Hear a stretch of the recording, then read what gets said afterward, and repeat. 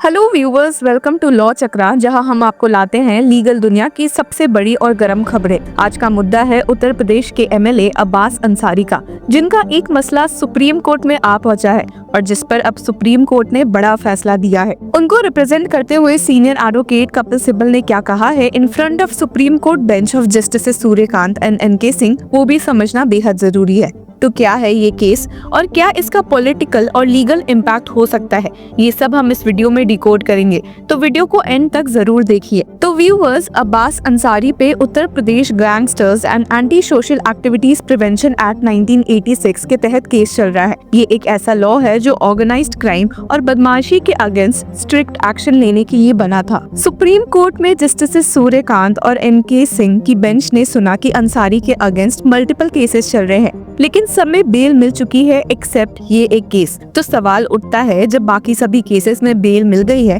तो इस केस में बेल देने में देरी क्यों हो रही? यही point senior advocate Kapil Sibal ने उठाया, जो कि उन्हें रिप्रेजेंट कर रहे हैं। उनका कहना था कि यही एलिगेशंस एक पुराने एफआईआर में भी थी जो क्वॉश हो चुकी थी।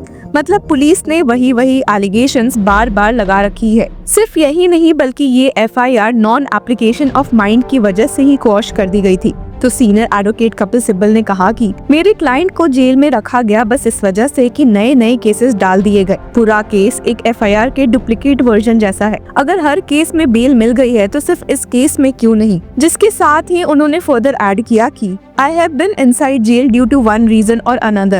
They have collected all the evidence. I am inside for this case in 7 months.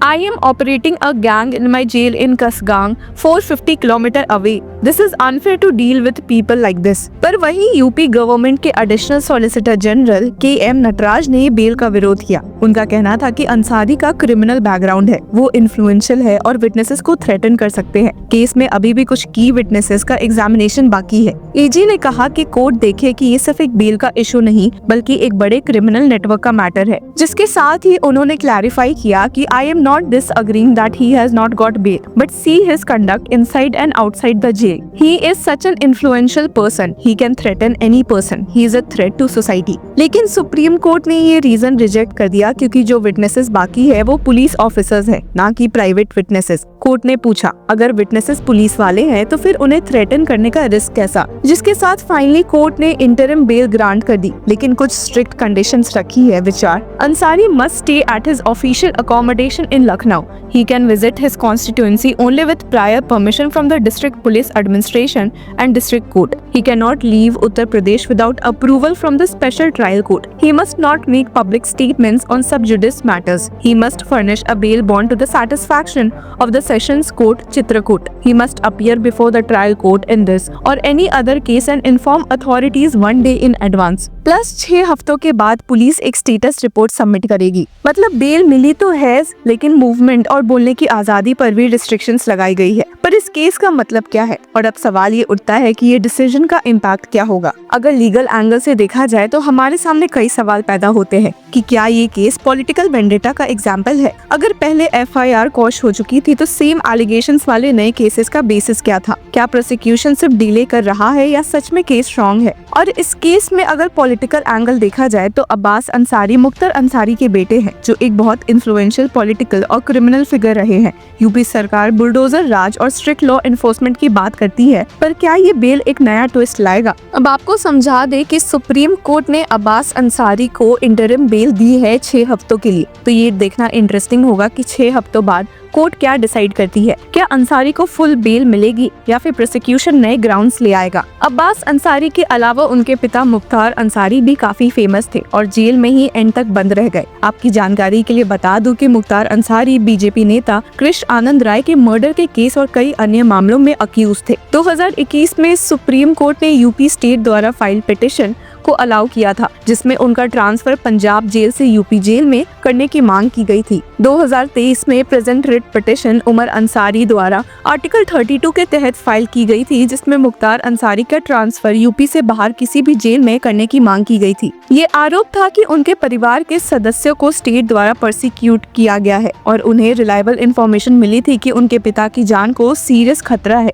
क्योंकि स्टेट एस्टैब्लिशमेंट के लोगों द्वारा बंदा जेल में उन्हें मारने की साजिश रचाई गई थी। प्ली में ये भी कहा गया था कि मर्डर केस में अक्यूज्ड सभी लोगों में से 4 लोग ऑलरेडी मर्डर्ड हो चुके थे। इसमें शाहनवाज, जो दिसंबर 2019 में कोर्ट के समक्ष प्रोड्यूस होते वक्त मारा गया, सेकंड आतिक अहमद और उनके भाई खालिद अजीम, जो अप्रैल 2023 में रूटीन मेडिकल चेकअप के लिए पुलिस ऑफिसर्स द्वारा एस्कॉर्टेड होते वक्त गोली मारकर हत्या हुई थी। तीसरा मिरज अहमद, जो अंसारी के साथ MCOCA के केस में को अक्यूज था, जो मई 2021 में चित्रकूट डिस्ट्रिक्ट जेल यूपी के हाई सिक्योरिटी बैरक के अंदर गोली मारकर हुआ। प्ली में ये भी स्टेट किया गया था कि anti social elements in the state have been emboldened enough to commit murders within full public view and moreover on live television in the presence of media and the police, such as in the case of late Atiq Ahmad. It is clear that there is an emerging pattern in these custodial killings where persons belonging to the political opposition are the main targets. Moreover, an investigation of police records by the Indian Express has revealed that since between March 2017 to May 2023, the state has witnessed 186 counters. That is, one alleged criminal has been killed by the Uttar Pradesh police every 15 days. हालांकि state of UP ने इसका विरोध करते हुए कहा था कि मुख्तार अंसारी को जेल में कोई नुकसान नहीं होगा, लेकिन उसका कुछ उल्टा ही देखने को मिला था। मार्च 28, 2024 को मुख्तार अंसारी रिपोर्टेडली एक कार्डियक अरेस्ट के कारण